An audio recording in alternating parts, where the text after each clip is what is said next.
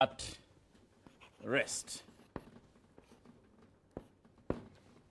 That will be looked at as electrostatics. Now, when we are looking at charges, we should be able to ask ourselves, when we are looking at charges, we should be able to ask ourselves, there are only two types of charges that we are talking about here. We have positive charges. We have positive charges.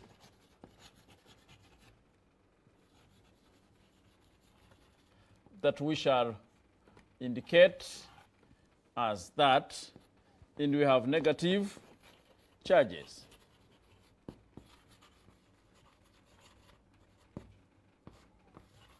Ideally, there are two types of charges, the positive charges and the negative charges. Now, when we talk about charges and we identify them as positive and negative, that will bring us to one quick statement that we shall call the law of electrostatics.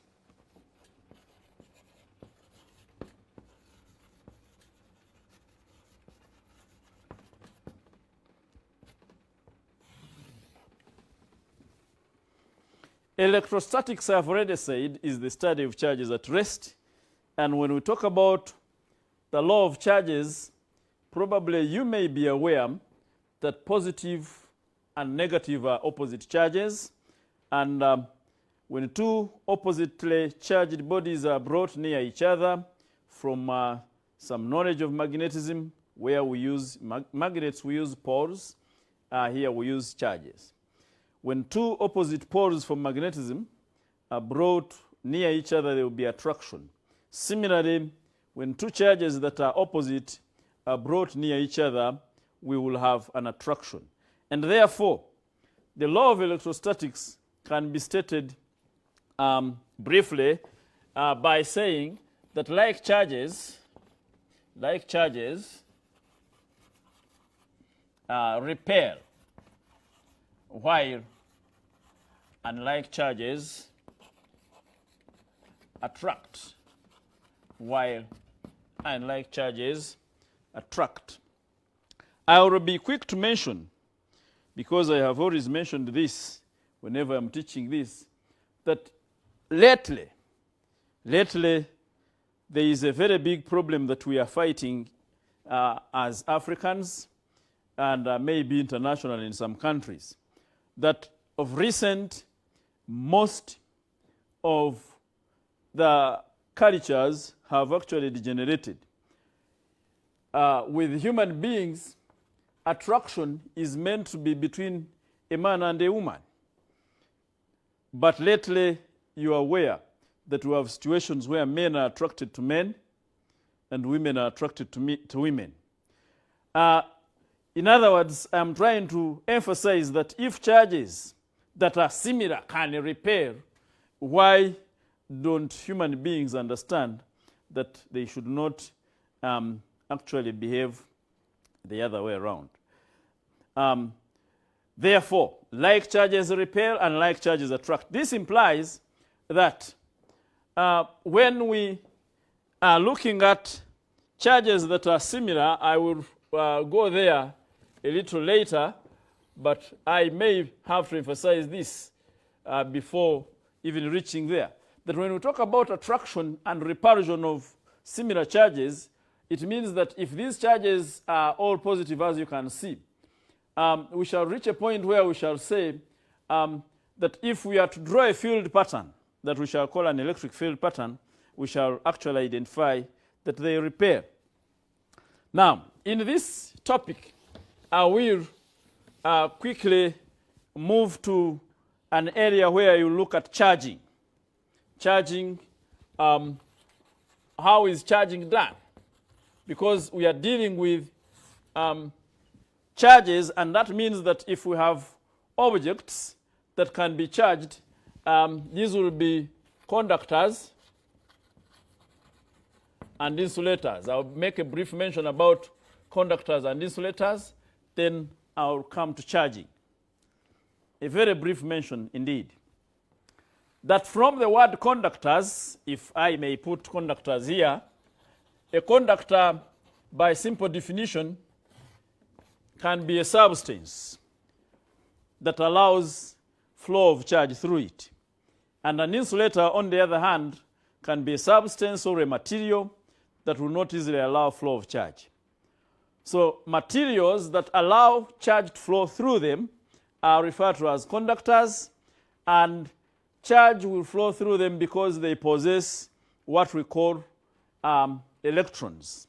Because charge, as we shall soon see, will flow in form of electrons that are easy to lose, and easy to lose by a material. And we shall soon see that when a material loses electrons, because ideally there is some bit of chemistry here that I should talk about. If we consider an atom, in its nucleus we have protons and neutrons. And on the orbit outside, we have what we would call electrons. From your chemistry, you may be aware that the number of protons and electrons in an atom is always the same. And also, the net charge on the nucleus, we usually say is positive, because we normally say that protons carry a positive charge and electrons carry a negative charge. If the number of protons is equal to the number of electrons and the charge on protons is opposite to the charge on electrons, then it implies that the net charge, if this number is the same, it implies that when an atom loses electrons, more electrons, it stays with a net positive charge. Since the electrons are negative, if it loses more electrons, it stays with a net positive charge. And if it gains more electrons, it ultimately gets negatively charged. So the key concept you need here is to know how to define a conductor, which I have talked about, and to know how to define an insulator, which I have talked about. Now, once we know that a conductor is any material or any substance that allows conduction or flow of charge through it, then we can identify some examples. Examples of good conductors here will include materials like copper, materials like silver, and many others. Copper is commonly used, and I've used copper because I'm sure all of you are conversant with the use of copper in the conduction of electricity and wiring of houses. Now, insulators, I have said, they are materials that do not allow flow of charge. And because they do not allow flow of charge, whether it is in electricity or heat, they are normally preferred for use in areas where you need protective gear. They can be used as rubbers or covers of the conductors, for example, in electric wires. The copper wires are normally covered or insulated with rubber. They can be used as handles if we go to cooking utensils under heat. They are all insulators. Now, this will bring me to charging. How do we charge conductors? Now, for a material or a substance to be charged, it must be a conductor. In other words, it must be a material that can allow to be charged.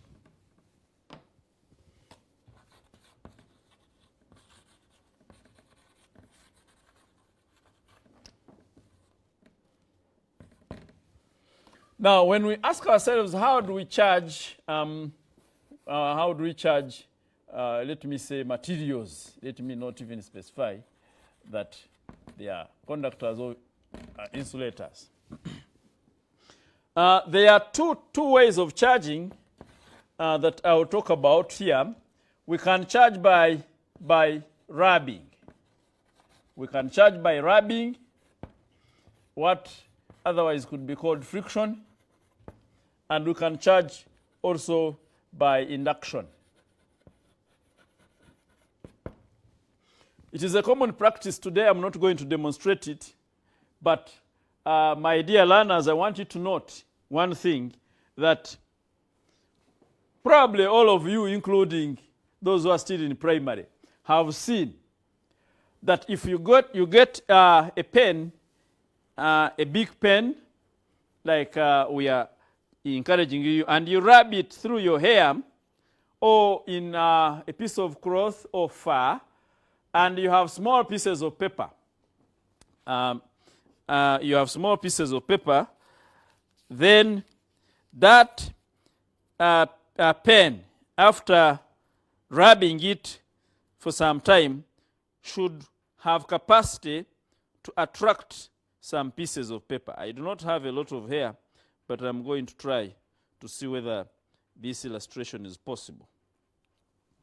I will rub my pen here and then attempt to see whether it will attract some of this paper. I think it has attracted some.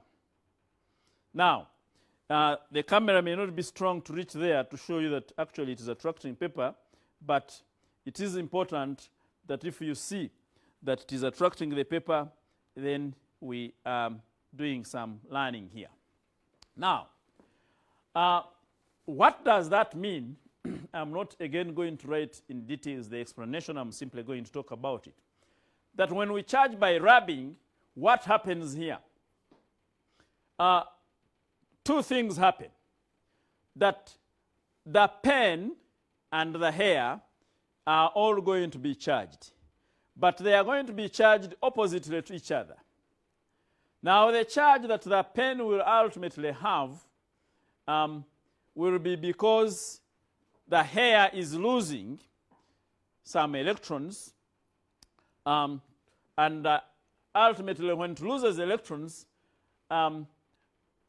the pen will generate a charge that is opposite. If the hair loses electrons and becomes positively charged, then it means the pen will acquire a negative charge and therefore can pick the paper. So that is charging by friction. That the material that loses electrons, here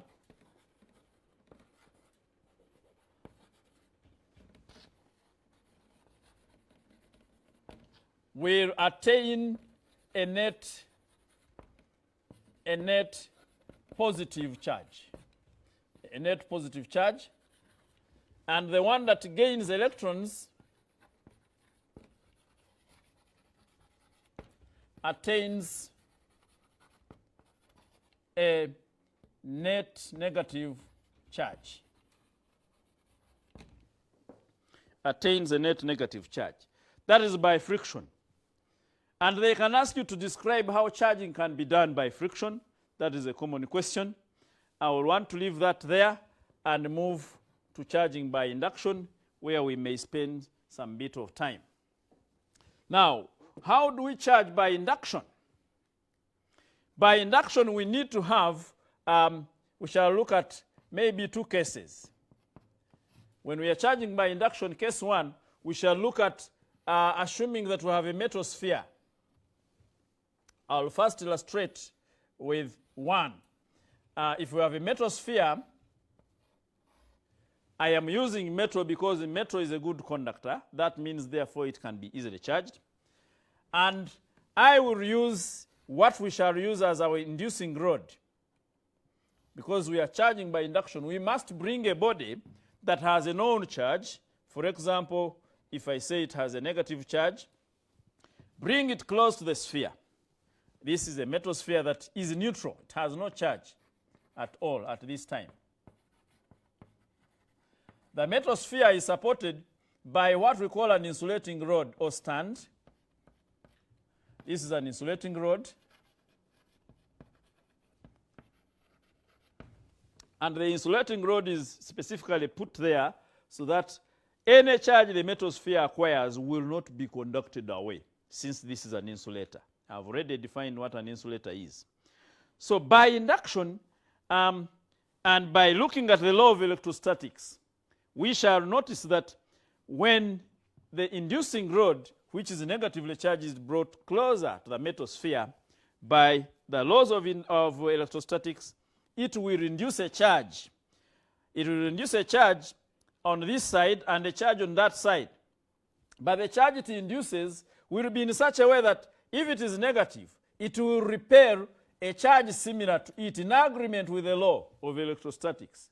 It repels a similar charge very far and induces an opposite charge near, on the near side. And induces an opposite charge on the near side. Now, if we have an intention to charge positively, if we have an intention to charge positively, we will use a negatively inducing rod. Someone who has understood this should be able to now be in position to complete this. If I said that this time now I am bringing a positively charged inducing rod near here. This is typical of O-level students. It's a common question here. And then they tell you this side is A and that side is B. And they ask you, a positive inducing rod is now brought near, and they say, what charge will be here and what charge will be there? That is common in O-level, but in A-level we are interested in knowing the charge, yes, but we are going to go beyond, which is still a case at O-level. If the negative induced positive nearer and sent the negative away, it means that on the side of A, we are definitely going to have a negative charge, not so? I know you are responding positively. On side A, because this is positive, it is going to induce a similar charge. It will repel it very far because like charges repel. So it will send the positive charge far on the side of B and induce the negative charge nearer. A will have negative and B will have positive. And normally when you are drawing this, usually we say if you use 3 charges, use 3 charges here. What actually happens is when this inducing rod is withdrawn, should it be withdrawn now, if it was like a pen and you brought it, you have these charges. If you withdraw it, because these charges depend on its presence, if you withdraw it, these ones will neutralize. So they should be the same number so that they will cancel out and it goes back to normal. Now, after knowing this, I want us to proceed and look at how would we answer a question that is asking us to explain how we can charge positively by induction. How can we charge a material positively by induction?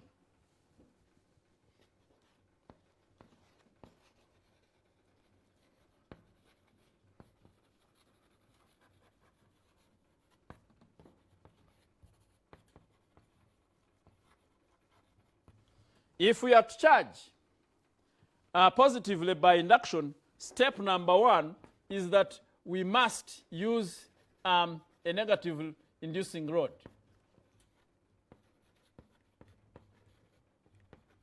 A negatively charged inducing rod. Let me use full words.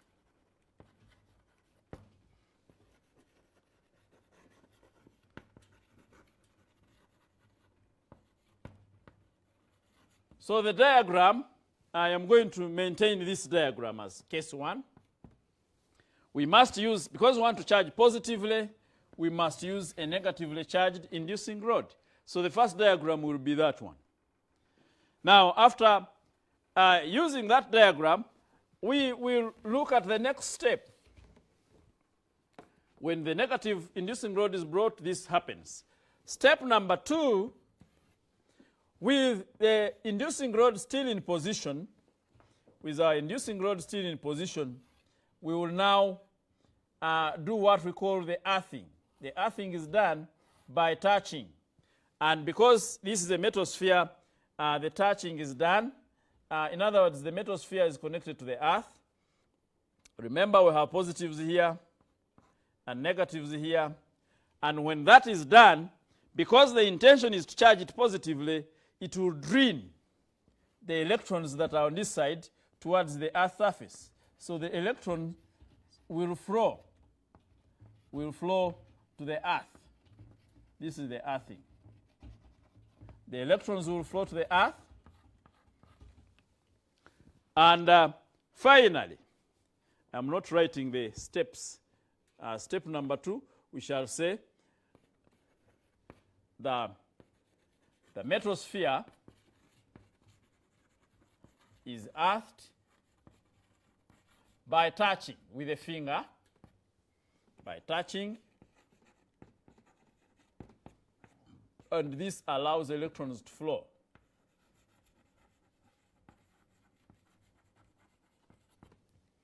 It allows electrons to flow to the Earth. What do you notice here? When these electrons flow to the Earth, actually the material will now have more of the positive charge and almost no negative charge. In the third and the final diagram, which I will put right over here, diagram number 3, the earthing is first broken. So in diagram number 3, I am not going to indicate any other thing apart from this. I will simply explain that what happens here. When the earthing is broken, that means the electron flow to the Earth is stopped, and then the inducing rod is taken away. You first break the earthing and take away the inducing rod. When that happens, the remaining positive charge will now fully redistribute itself. Will fully redistribute itself in the conductor, giving us a positively charged what? Conductor. So the earthing is broken, and we break it by removing. Remember, we are touching, and the inducing rod is withdrawn.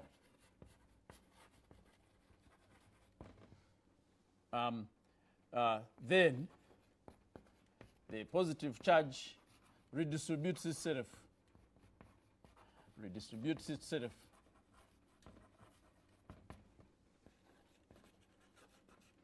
to give a fully positively charged metal now.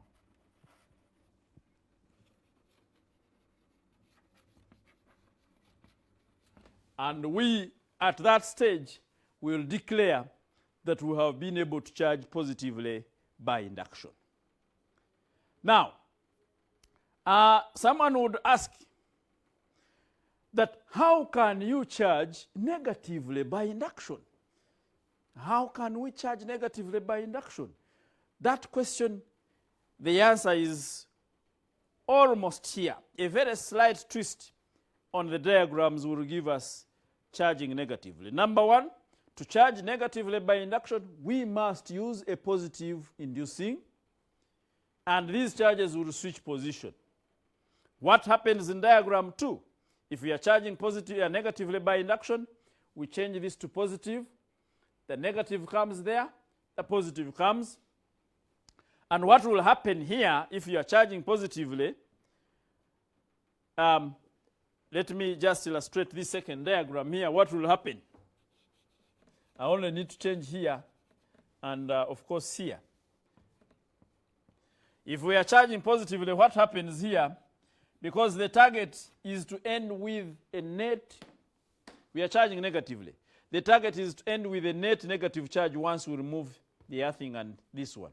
We want to end with something that has negative, negative, negative inside here. So once this is positive, we say the negatives will be here. And this time around, the positives will be there. So when we connect the earthing, this time the electron flow will be from the Earth. The intention is the electrons are coming to neutralize the positive charge because you want to stay with net negative charge, so they will flow from the earth.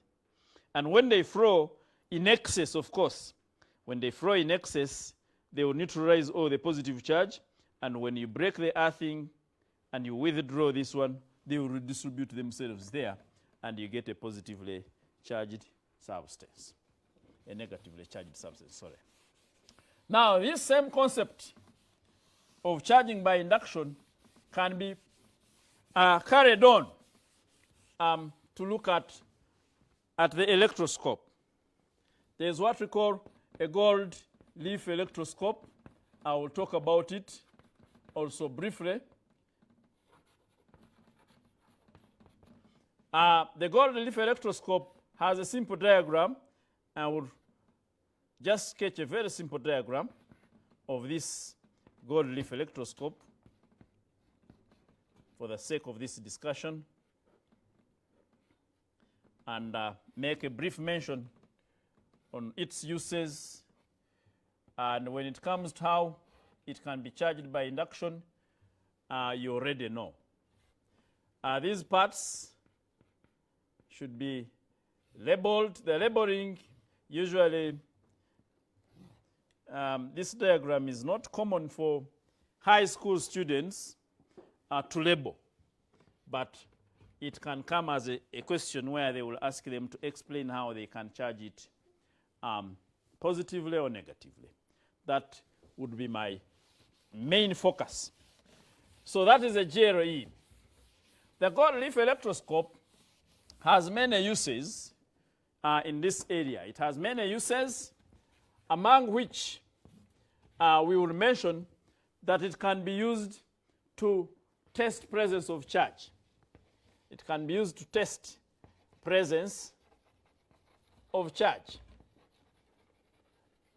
That means it can be used in detection. You can use to detect presence of charge.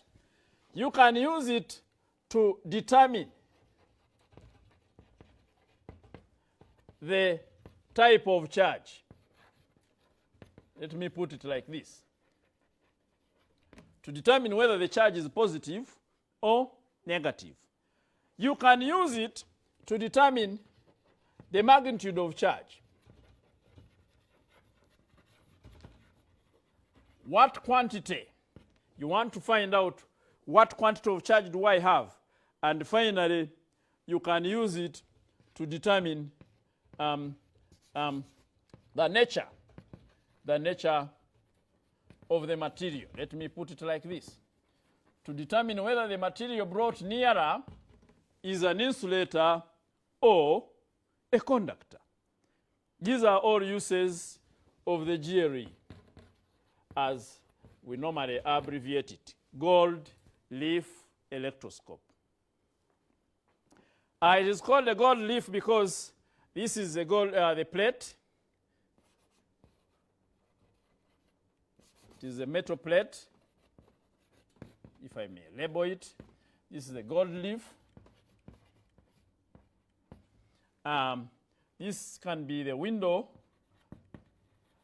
the glass window. This is the metal case. Of course, this is the earthing. This is, we can call this the cork, or, and we can call this the brass cap. It can sometimes be called the metal cap. In brief, this device is used to determine, to test all those four functions. If you want to test the presence of charge, the GLE must first be given charge. And if I may simply sketch it like this by showing these two parts. This is the leaf, and this is the plate, as I've labeled them, and this is the cap. Now, if I brought a material near the cap that is positively charged, like I have just explained, if I brought a positively charged material near the cap,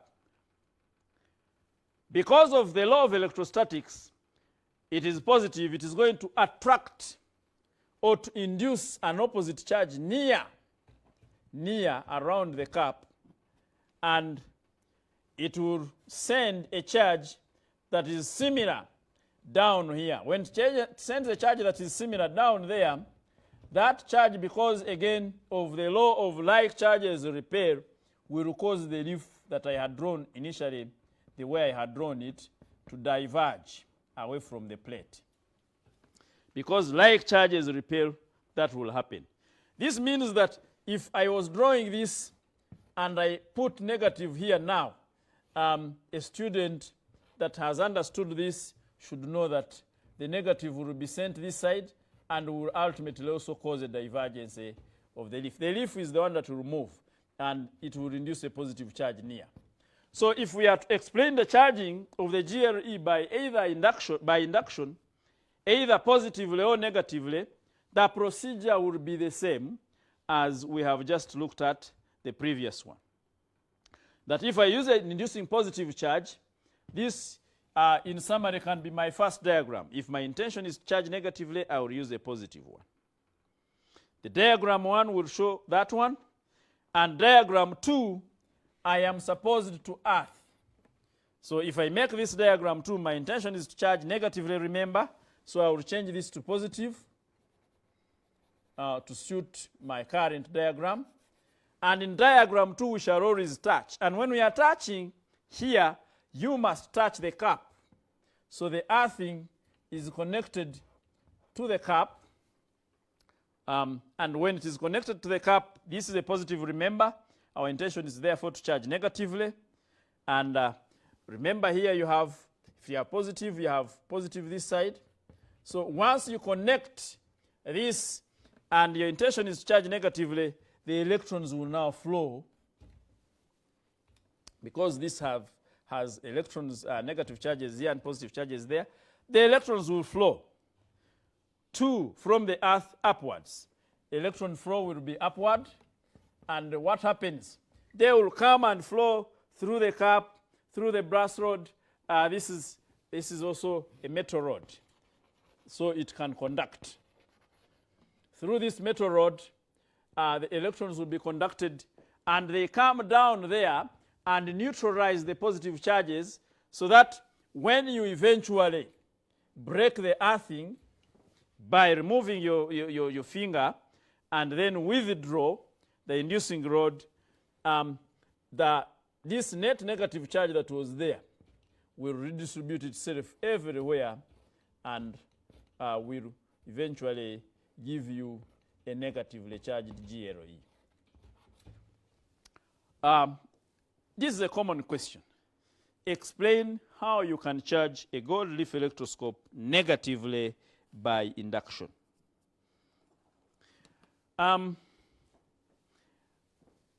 This topic is a wide topic, and now I will request you to allow me briefly talk about investigation of charge on a conductor. Investigation of charge on a conductor.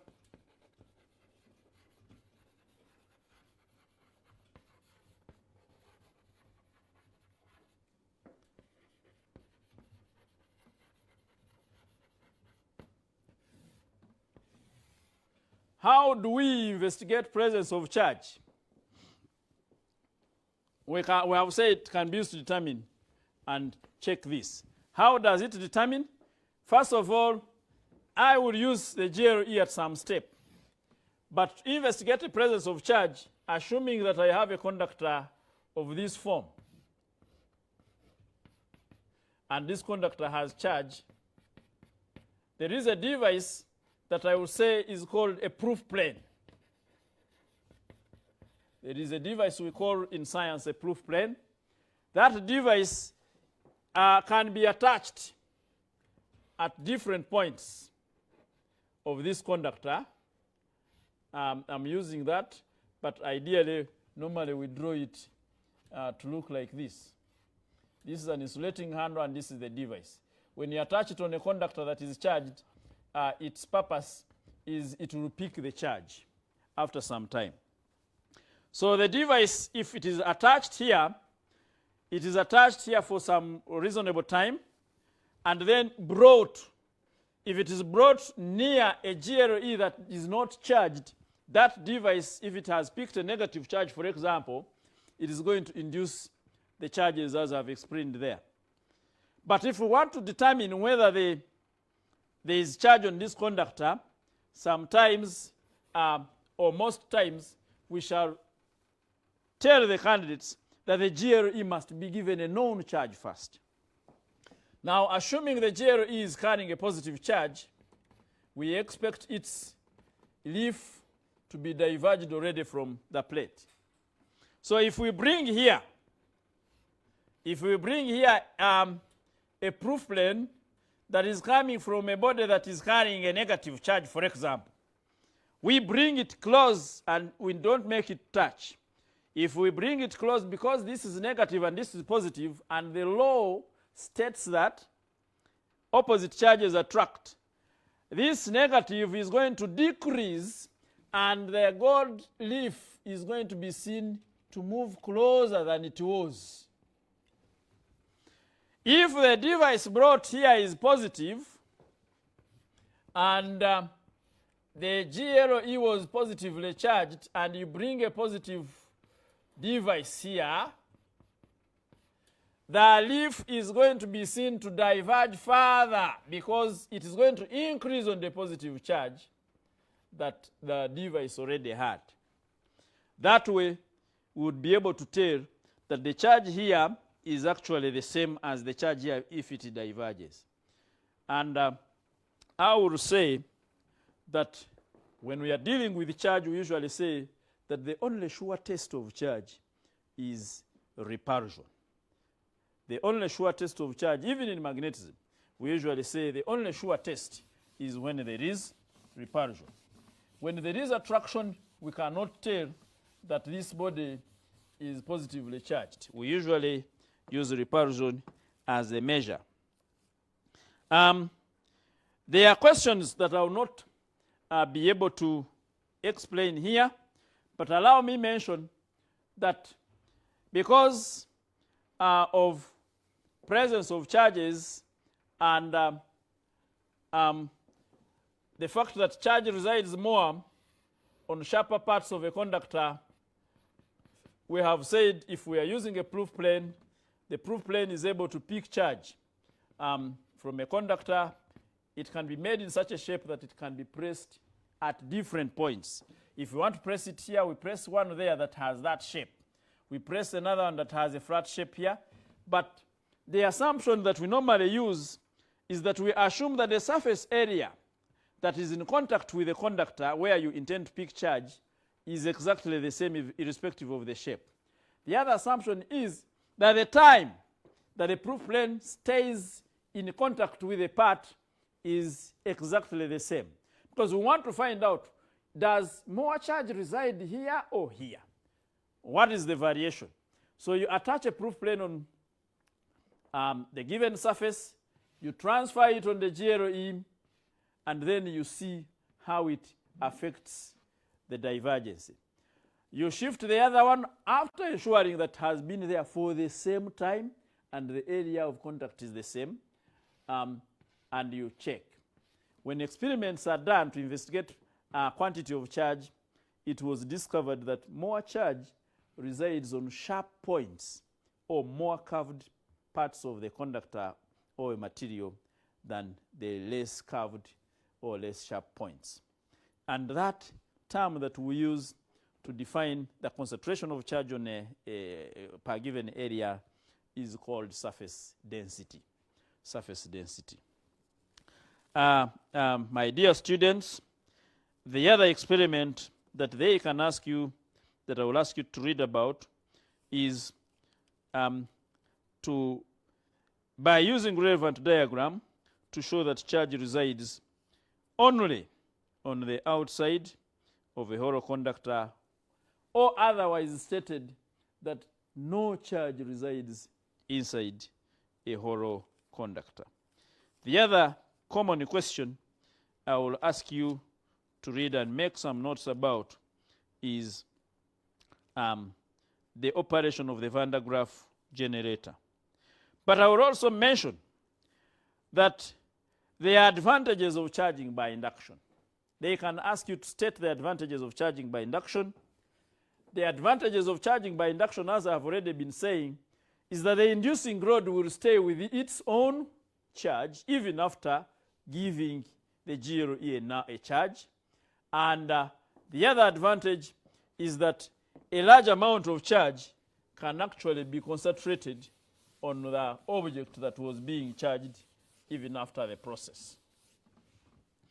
I want, in the remaining time, to deliberate and move to another important law that we shall call Coulomb's law. Coulomb's law of electrostatics.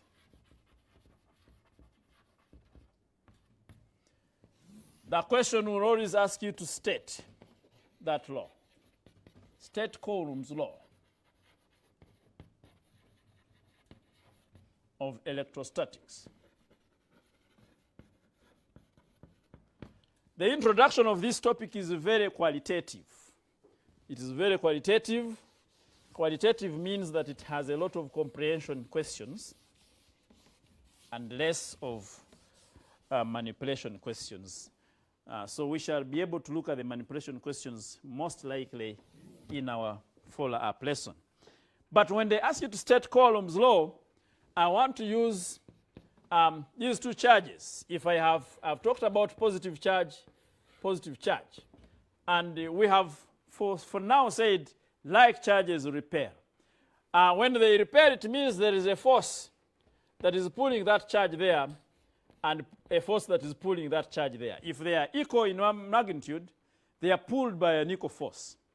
And if they are put at a distance r apart, then we will say that from this statement, the force that we are looking at, if these charges, let me say they are different, that force will be directly proportional to the product of these charges, and at the same time, it will also be inversely proportional to the square of their distance of separation. Now, when you combine this, it gives you an expression that the force is directly proportional to the product and inversely proportional. We merge it. And when we remove the proportionality, we introduced a constant, K, which constant was found by experiment to be equivalent to this expression, where E, I can call it E naught, is the permittivity of free space. The permittivity of free space is approximately equal to the permittivity of air. The permittivity of air is approximately 1.005 that of free space or vacuum.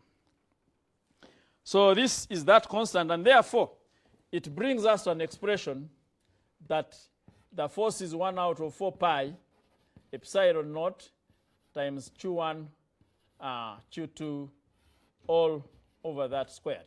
So this expression is the one that we are going to associate with Coulomb's law. And we shall state Coulomb's law, therefore, that the force of attraction,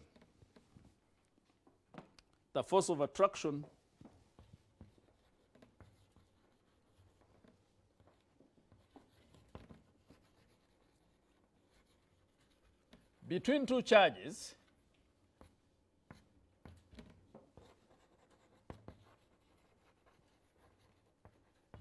is directly proportional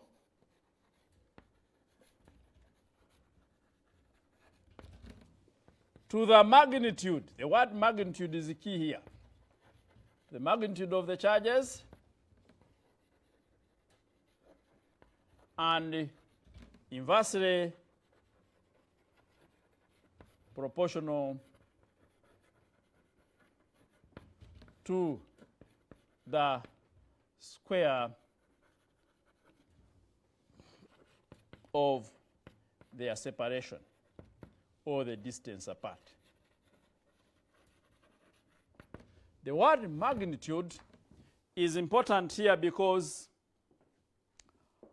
the charges can sometimes be positive or negative.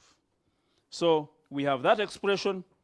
And here we need to note that that E naught is a constant that will always be given on the front page of the paper, and it has a unit of meter per farad. Now, with that mentioned,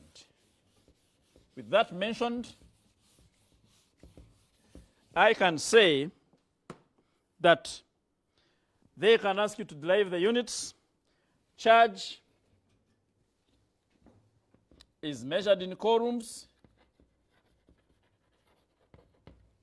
R is the distance of separation that is measured in meters. And from here, you can be asked to find the force. We are saying if the charges in question are opposite, the force involved here will be an attractive force, because remember, unlike charges attract. If the charges are similar, they can be positive and positive. The force involved here is a repulsive force. And if we are interested in finding out the size of the charge, we can maybe look at one simple example as we wind up. They are saying, find the size of two equal charges. Find the size of two equal charges if they repel one another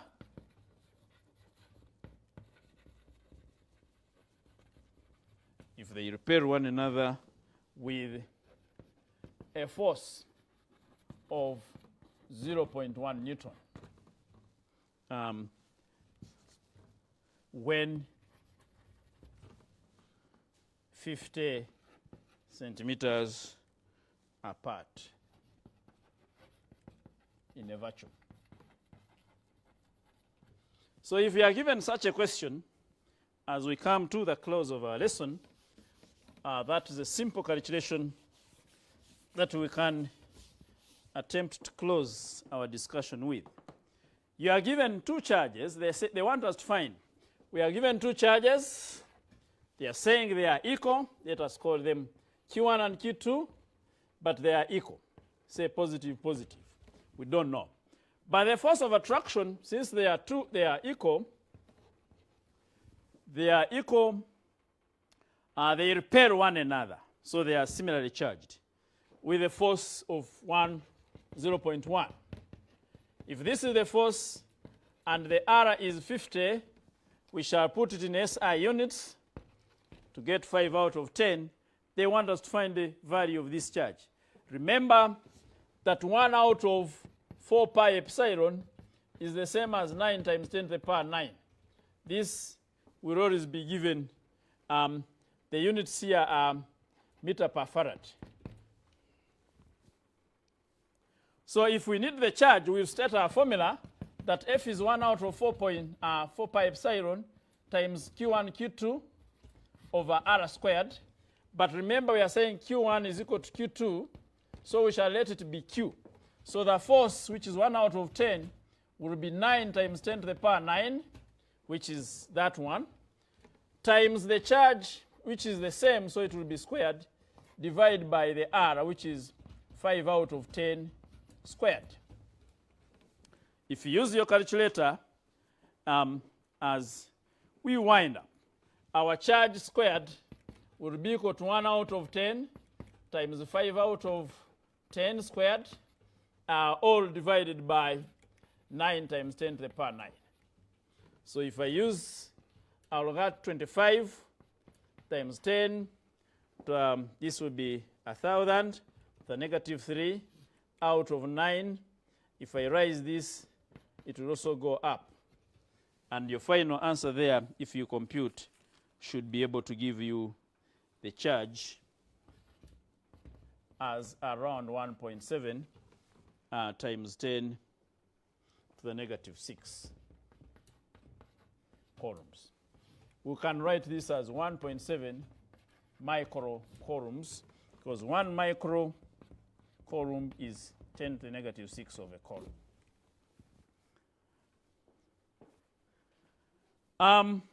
My dear students, I think you can see now the application of the formula that we have got from Coulomb's law.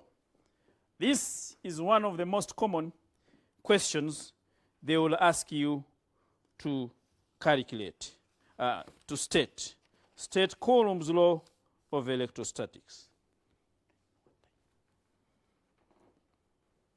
State Coulomb's law of electrostatics.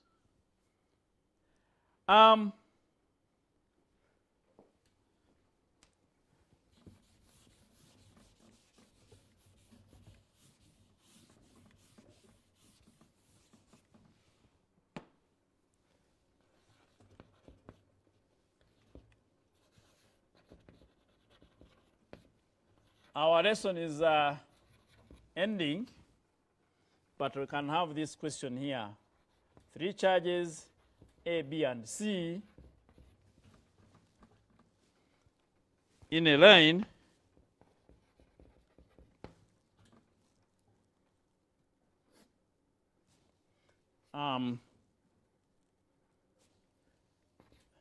in a line.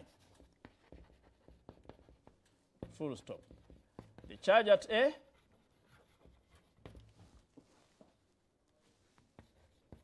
is positive, and at B is negative, and at C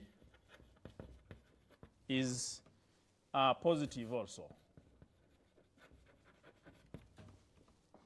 The illustration is here.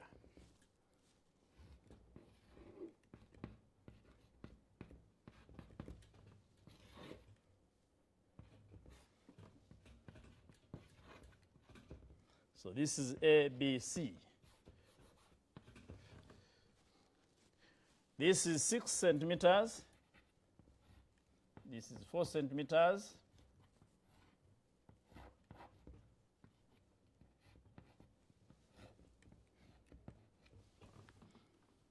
And the values of these charges are 2 times 10 to the negative 8 coulombs, 5 times 10 to the negative 8 coulombs, and 1 times 10 to the negative 8 coulombs.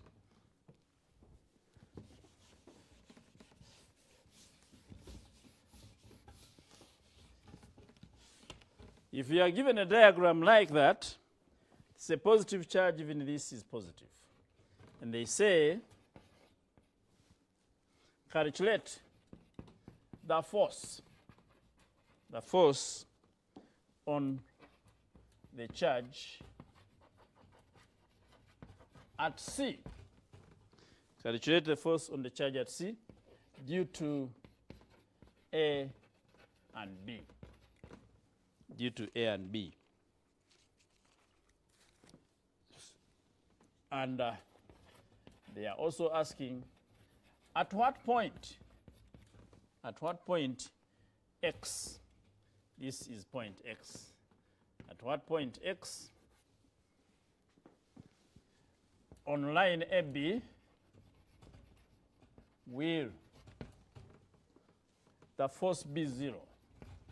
Will the force be 0 on the charge at C due to, again, A and B?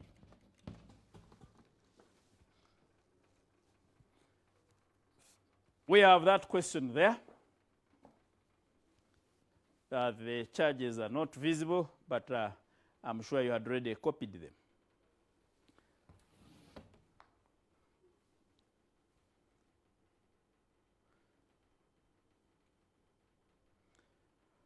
Three charges, A, B, C, are in a line.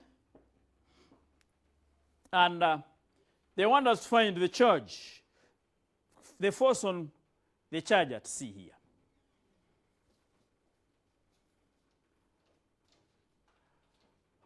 They want us to find the force on the charge here. I am going to ask you to use the knowledge I have already shared with you to take this on as a homework.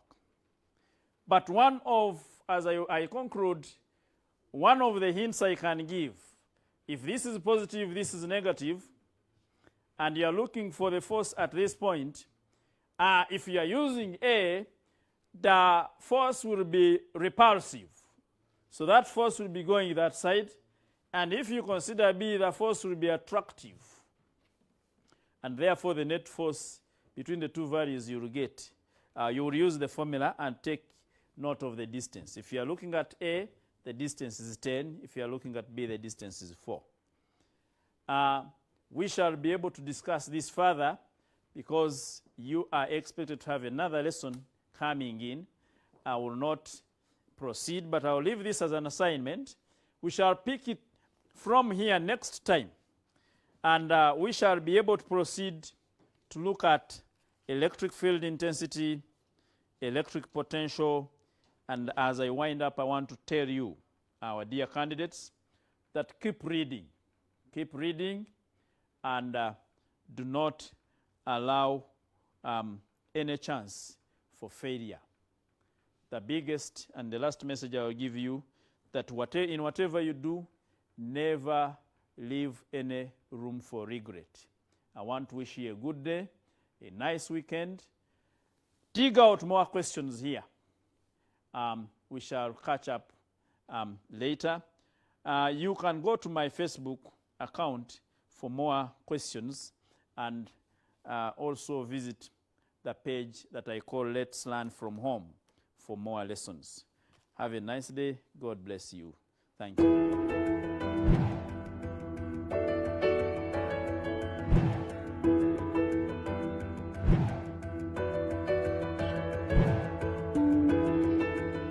Somera mu ddiiro lyo ng'ewagiddwa Maryland High School erisangibwa Entebbe. Ssomero ly'abawala n'abalenzi tusomesa arts and sciences okuviira ddala ku siniya esooka okutuukira ddala ku siniya ey'omukaaga nga lisangibwa mu kifo ekiweweevu obulungi. Tulina ebisulo eby'omulembe, science laboratory ssaako ne computer lab wamu ne. She gives you her number, but your pen didn't work and the bus is gone. Get a pen you can rely on. Big Crystal, the long-lasting pen with perfect ink flow. Wamune. Green Hill Academy has high standards of learning and the teachers are very good. They give you a sense of belonging. Green Hill has helped me to discover my talent. The environment is good. Encouraged us children to be excellent.